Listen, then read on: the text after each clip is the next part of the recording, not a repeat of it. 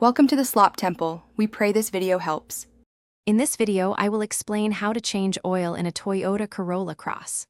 First, gather all necessary tools and supplies, including a wrench, an oil filter wrench, a drain pan, and the correct type and amount of new engine oil and a new oil filter. Always park your vehicle on a level surface and engage the parking brake for safety before you begin. Now, let's drain the old oil. Carefully locate the oil drain plug beneath your engine and position a drain pan directly underneath it.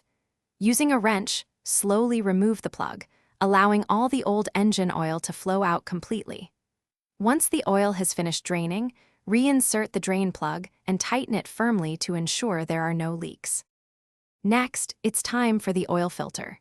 Use an oil filter wrench to carefully remove the old filter. Before installing the new one, apply a thin layer of fresh engine oil to its rubber gasket.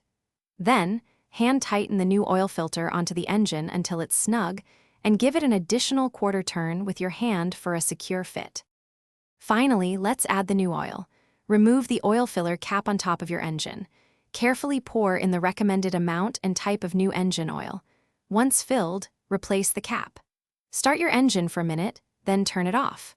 Check the oil level with the dipstick and visually inspect for any leaks around the drain plug and oil filter. Thanks for watching. Consider subscribing if we helped you.